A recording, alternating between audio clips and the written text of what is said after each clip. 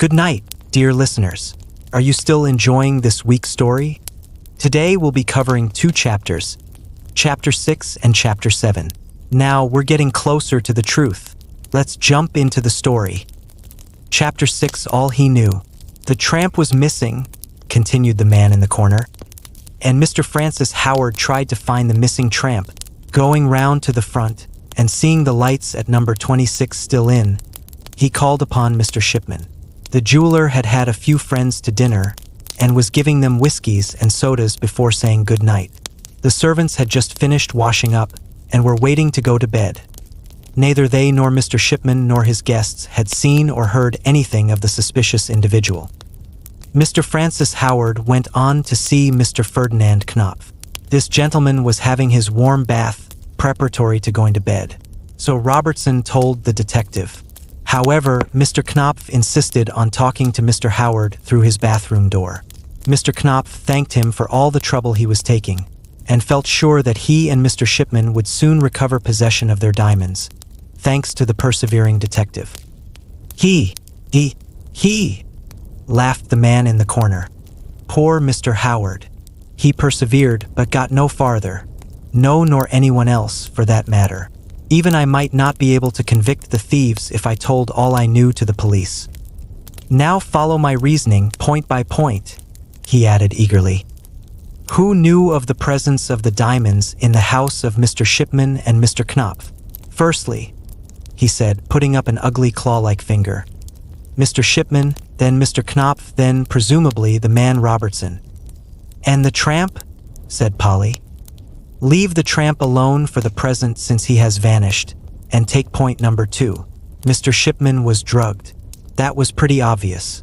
No man under ordinary circumstances would, without waking, have his keys abstracted and then replaced at his own bedside. Mr. Howard suggested that the thief was armed with some anesthetic. But how did the thief get into Mr. Shipman's room without waking him from his natural sleep? Is it not simpler to suppose that the thief had taken the precaution to drug the jeweler before the latter went to bed? But, wait a moment and take point number 3. Though there was every proof that Mr. Shipman had been in possession of £25,000 worth of goods since Mr. Knopf had a check from him for that amount, there was no proof that in Mr. Knopf's house there was even an odd stone worth a sovereign. And then again, went on the Scarecrow, getting more and more excited, did it ever strike you or anybody else that at no time, while the tramp was in custody, while all that searching examination was being gone on with, no one ever saw Mr. Knopf and his man Robertson together at the same time? Ah, he continued, while suddenly the young girl seemed to see the whole thing as in a vision. They did not forget a single detail. Follow them with me, point by point. 2 cunning scoundrels. Geniuses they should be called. Well provided with some ill-gotten funds, but determined on a grand coup. They play at respectability for 6 months, say. One is the master, the other the servant. They take a house in the same street as their intended victim, make friends with him, accomplish 1 or 2 creditable but very small business transactions, always drawing on the reserve funds, which might even have amounted to a few hundreds, and a bit of credit. Then the Brazilian diamonds and the Parisians, which, remember, were so perfect that they required chemical testing to be detected. The Parisian stones are sold, not in business, of course, in the evening after dinner and a good deal of wine. Mr. Knopf's Brazilians were beautiful. Perfect. Mr. Knopf was a well-known diamond merchant. Mr. Shipman bought, but with the morning would have come sober sense. The check stopped before it could have been presented. The swindler caught. No, those exquisite Parisians were never intended to rest in Mr. Shipman's safe until the morning. That last bottle of 48 port, with the aid of a powerful soporific, ensured that Mr. Shipman would sleep undisturbed during the night. Ah, remember all the details. They were so admirable. The letter posted in Brighton by the cunning rogue to himself, the smashed desk, the broken pane of glass in his own house, the man Robertson on the watch, while Knopf himself in ragged clothing found his way into number 26. If Constable D21 had not appeared upon the scene, that exciting comedy in the early morning would not have been enacted. As it was, in the supposed fight, Mr. Shipman's diamonds passed from the hands of the tramp into those of his accomplice. Then, later on, Robertson, ill in bed, while his master was supposed to have returned, By the way, it never struck anybody that no one saw Mr. Knopf come home, though he surely would have driven up in a cab. Then the double part played by one man for the next 2 days. It certainly never struck either the police or the inspector. Remember, they only saw Robertson when in bed with a streaming cold. But Knopf had to be got out of jail as soon as possible. The dual role could not have been kept up for long. Hence the story of the diamonds found in the garden of number 22. The cunning rogues guessed that the usual plan would be acted upon, and the suspected thief allowed to visit the scene where his hoard lay hidden. It had all been foreseen, and Robertson must have been constantly on the watch. The tramp stopped, mind you, in Phillimore Terrace for some moments, lighting a pipe. The accomplice then was fully on the alert. He slipped the bolts of the back garden gate.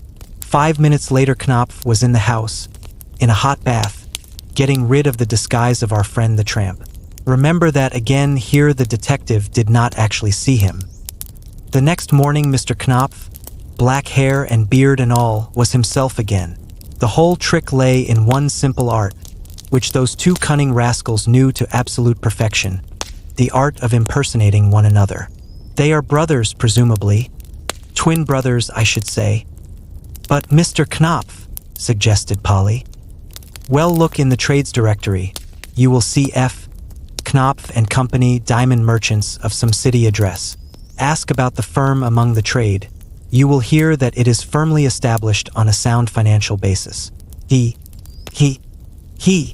And it deserves to be, added the man in the corner as, calling for the waitress, he received his ticket and taking up his shabby hat, took himself and his bit of string rapidly out of the room. What a surprise! They were twins. But did you guess the outcome? Now let's dive into a new adventure. Chapter 7, The York Mystery. The man in the corner looked quite cheerful that morning. He had had 2 glasses of milk and had even gone to the extravagance of an extra cheesecake. Polly knew that he was itching to talk police and murders, for he cast furtive glances at her from time to time, produced a bit of string, tied and untied it into scores of complicated knots, and finally, bringing out his pocketbook, he placed 2 or 3 photographs before her. "Do you know who that is?" he asked, pointing to one of these. The girl looked at the face on the picture. It was that of a woman, not exactly pretty, but very gentle and childlike, with a strange pathetic look in the large eyes which was wonderfully appealing. "That was Lady Arthur Skelmerton," he said, and in a flash there flitted before Polly's mind the weird and tragic history which had broken this loving woman's heart. Lady Arthur Skelmerton. That name recalled one of the most bewildering, most mysterious passages in the annals of undiscovered crimes. "Yes, it was sad, wasn't it?" he commented, in answer to Polly's thoughts.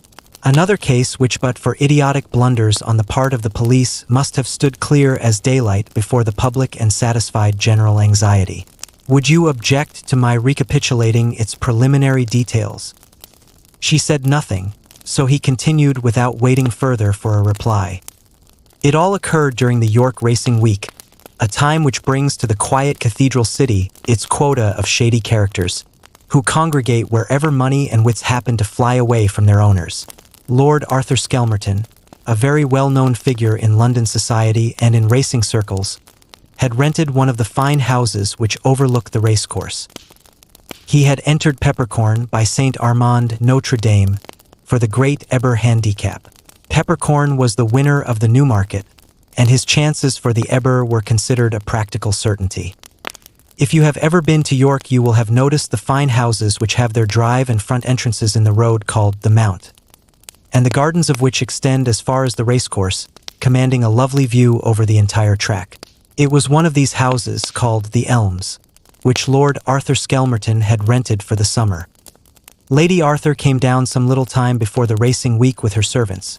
She had no children, but she had many relatives and friends in York, since she was the daughter of old Sir John Eddy, the cocoa manufacturer, a rigid Quaker who, it was generally said, kept the tightest possible hold on his own purse strings and looked with marked disfavor upon his aristocratic son-in-law's fondness for gaming tables and betting books.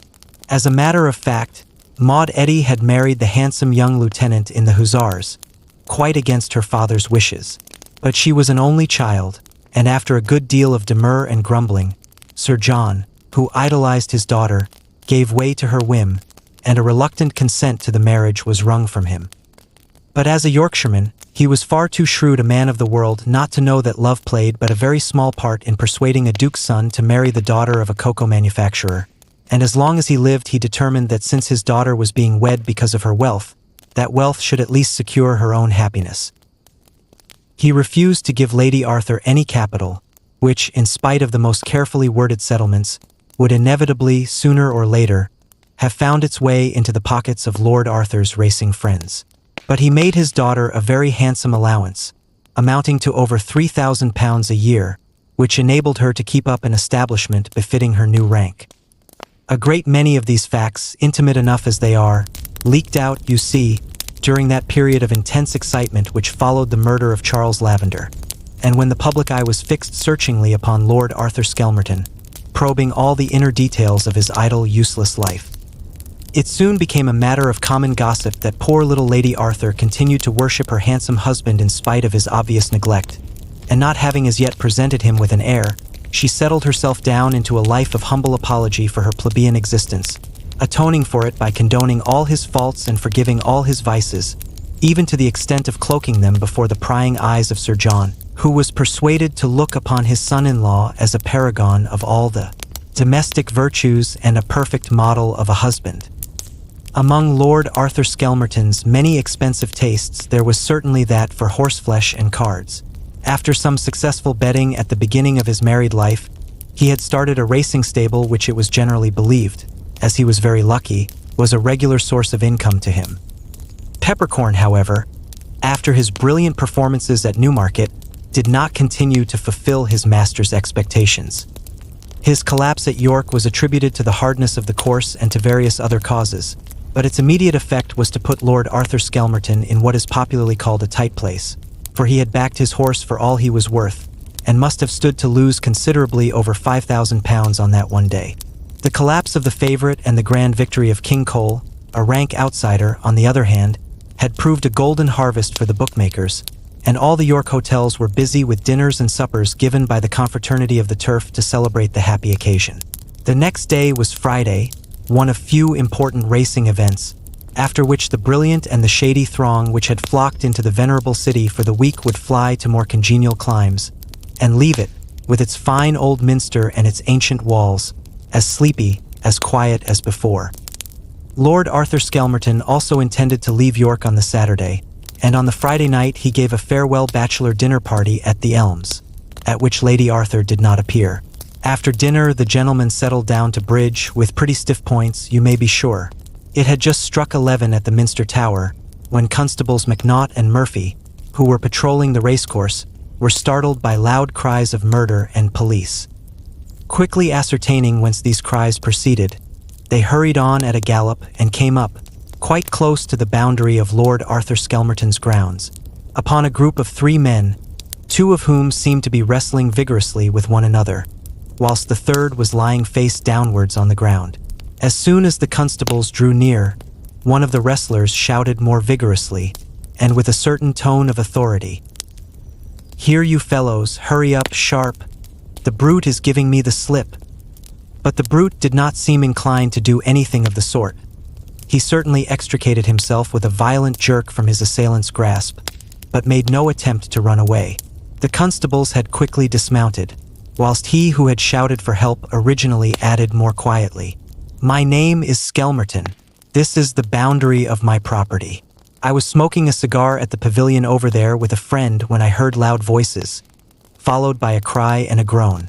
I hurried down the steps and saw this poor fellow lying on the ground, with a knife sticking between his shoulder blades, and his murderer," he added, pointing to the man who stood quietly by with Constable McNaught's firm grip upon his shoulder, still stooping over the body of his victim. "I was too late, I fear, to save the latter, but just in time to grapple with the assassin." "It's a lie here," interrupted the man hoarsely. "I didn't do it, Constable. I swear I didn't do it. I saw him fall. I was coming along a couple of 100 yards away, and I tried to see if the poor fellow was dead. I swear I didn't do it."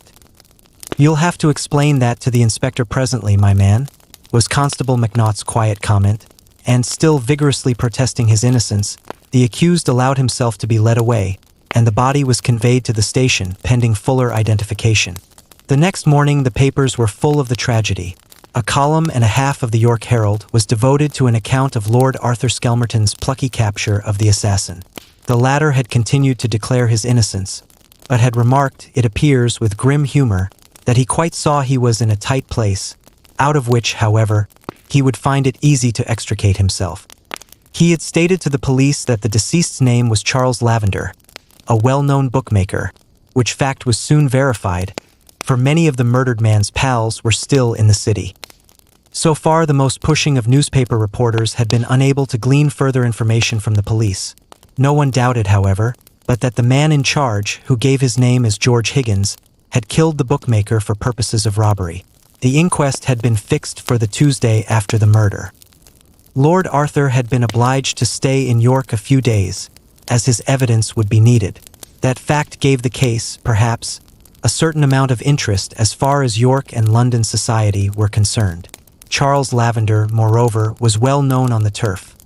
But no bombshell exploding beneath the walls of the ancient cathedral city could more have astonished its inhabitants than the news which, at about 5 in the afternoon on the day of the inquest, spread like wildfire throughout the town. That news was that the inquest had concluded at 3 o'clock with a verdict of willful murder against some person or persons unknown, and that 2 hours later the police had arrested Lord Arthur Skelmerton at his private residence, The Elms, and charged him on a warrant with the murder of Charles Lavender, the bookmaker. Willful murder against some person or persons unknown. Really? What a serious accusation. How will the old man uncover the key this time? We'll be back tomorrow. Wait, you haven't subscribed to the channel yet? That's such a shame. Please subscribe, like, and hit the notification bell so you don't miss the exciting continuation.